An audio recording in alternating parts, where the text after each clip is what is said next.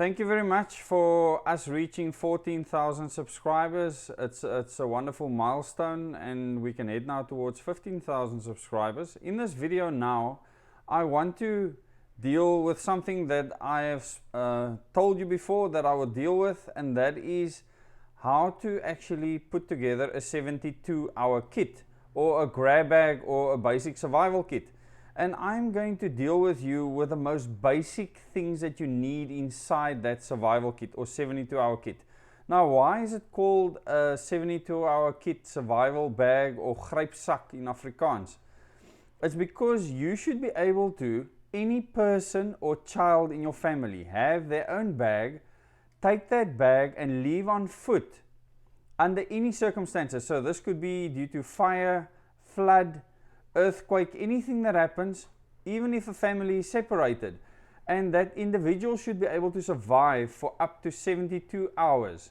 And the reason for that is normally within a 3-day period, rescue workers or rescue crew should be able to reach this person. And this is the reason for the 72 hours.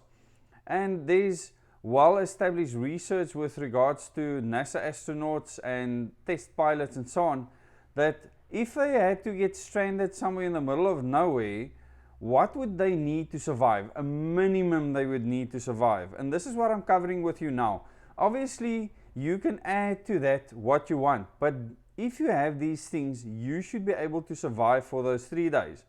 The first thing that you need is enough water to survive for 3 days. Now, just remember, when it's very cold, you also need water. You actually end up dehydrating because of the cold, as well as in the heat. So you need enough water with you. Now, a lot of people will say that 2 liters is enough. 3 liters should certainly be enough to actually have a liter a day. This is just for drinking. So remember, you need to be able to carry this on you, and you need to be able to be mobile.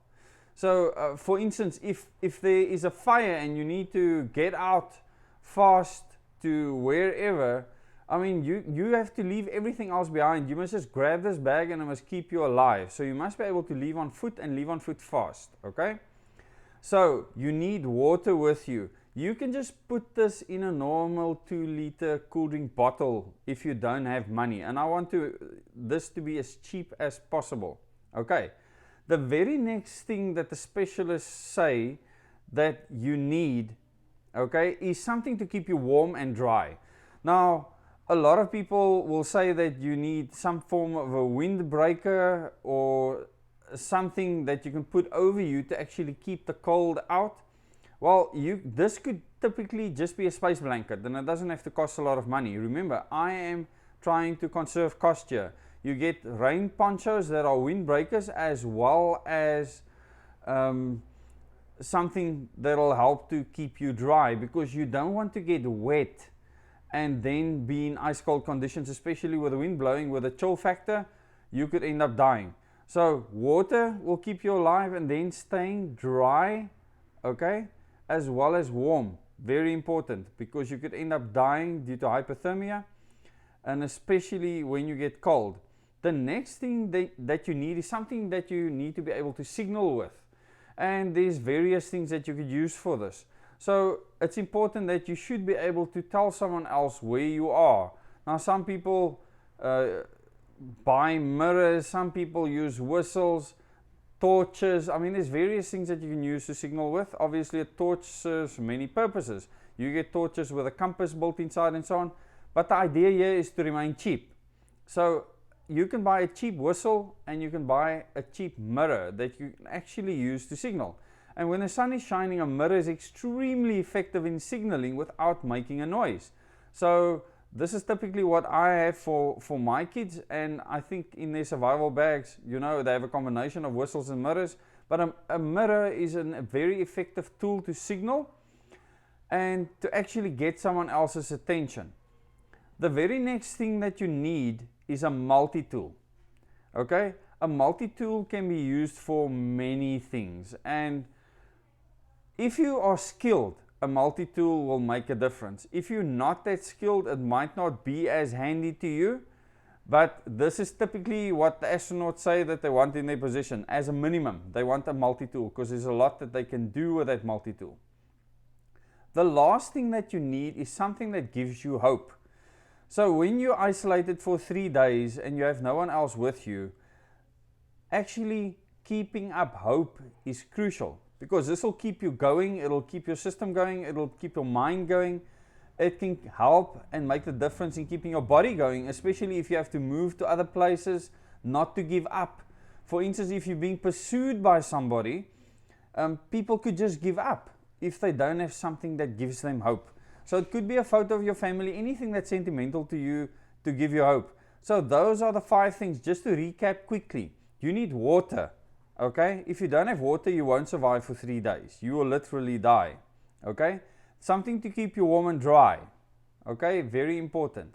Then, something to signal with. In other words, something to get someone else's attention. Then a multi-tool. And lastly, something to give you hope over that 3-day period. In future videos, I'll go into a lot more detail. This is not a super duper survival kit. This is for people that don't have money, and you can leave out the multi-tool if you don't want that. The other things don't cost a lot of money, and you can certainly survive doing that. I bought rain ponchos. It's just a round circle you put over your head that literally cost just over 10 Rand. I don't know how much they are now, so it doesn't have to cost a lot of money, but it could save your life. For instance, a little mirror can also cost you very little. The water can cost you just a 2-liter cool drink bottle, and then you can certainly survive. Something that gives you hope doesn't cost anything. It could be your Bible, the Quran, it could be anything that you add value to or gives you hope throughout that time. So I hope this has helped you. Remember, this is the most basic things that you would need. Obviously, you can add dry food to that and many other things. But remember, this grab bag needs to be in close proximity to an exit where you can just grab it and go. No other documentations that you stop for. There's no stopping. This is a grab and go bag. So if you want to leave somewhere with your family, you can take it with you in the car or wherever you travel, so that you always have these items with you. And that is just a safe way to always be prepared for anything. A tornado coming through your area or whatever the case may be. This has actually happened in some areas in South Africa. So there could be many reasons for this. Certainly an earthquake, a fire, floods, numerous things that could cause people to have to flee immediately. And if you have a survival bag like this with you, your chances of survival is really good. And the chances of someone finding you within a 72-hour period is more than 80%. You can look forward to more follow-up videos on this, and we'll definitely cover food storage and what you need for a 3-month food supply in the next video. Thank you very much.